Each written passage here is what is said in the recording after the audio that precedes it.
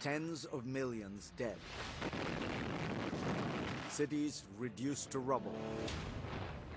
An entire continent in ruins. Europe after World War II was a hellscape, decimated by yet another great power conflict that had spiraled out of control. The United States had been drawn into it at a cost of nearly 500,000 American lives. Yet even after the Second World War, there were many Republicans who still believed in America first, and that the nation's wisest course was to turn inward. It took a World War II hero to inspire an about-face in the party, General Dwight David Eisenhower. He believed that America's enormous sacrifices could not be allowed to have been made in vain. So he campaigned for a fledgling alliance called NATO and led Republicans away from isolationism for the rest of the 20th century. This is the little-told story of how a general became a reluctant politician when the world and America needed him most. So help me God. Before Eisenhower, there had been President Roosevelt, who laid the groundwork for the post-war world.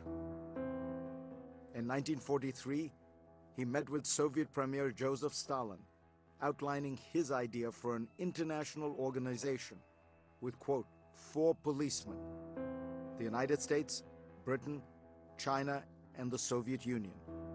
We have learned that we cannot live alone, at peace, that our own well-being is dependent on the well-being of other nations far away.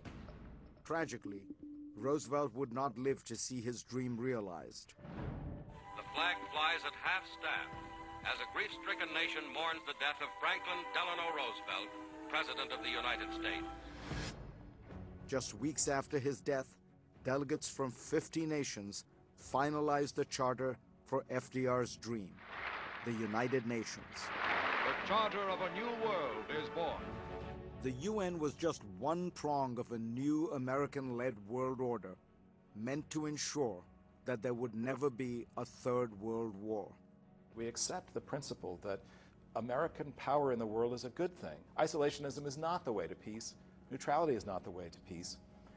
Building the structures of American power with democracies as allies, that's the way to build a peaceful world order. There was the Marshall Plan, America's multi-billion-dollar program to rebuild Western Europe. American help to supplement European self-help. The International Monetary Fund and the World Bank to promote peaceful global trade. And the North Atlantic Treaty Organization, or NATO, which would protect its member states from the Soviet Union. Undoubtedly, the institutions born out of World War II helped to prevent another major power conflict on the scale and scope of the Second World War. Both Roosevelt and his successor, Harry Truman, were Democrats, and engagement with the world was their philosophy. On the Republican side, things were murkier.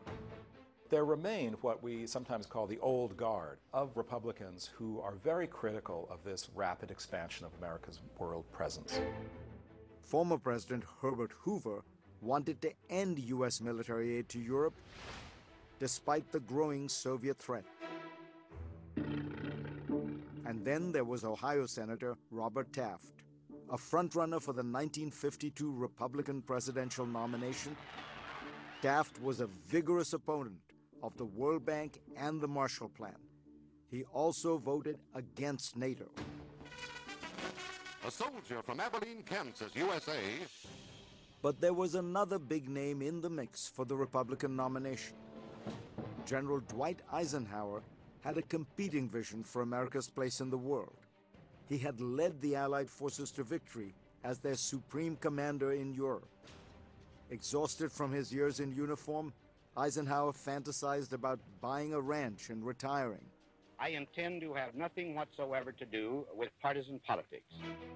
But then, duty came calling again in the form of a request from President Truman. Would Eisenhower be willing to serve as NATO's first military commander? Truman needs somebody, some electric personality, to really sell the idea of a permanent alliance, which is something America had never done. The Soviets had taken over Eastern Europe and were trying to extend their control across the continent. Eisenhower took the NATO job. An order announcing his assumption of command. He made a forceful case for the new alliance to the nation. If we Americans seize the lead, we will preserve and be worthy of our own past. Our children will dwell in peace. They will dwell in freedom. They will read the history of this decade with tingling pride.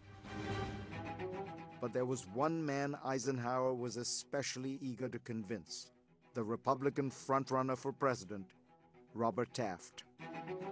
Before the 1952 Republican primary, Eisenhower met with Taft and proposed a deal. He, Eisenhower, would withdraw publicly from consideration for the nomination on one condition, that Taft endorse NATO. But Taft refused.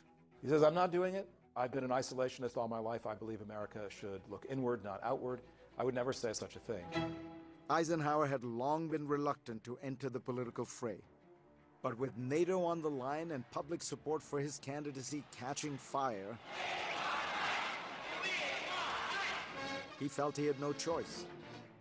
If Taft became president, it would be a blow to everything he had done to win World War II, to build NATO.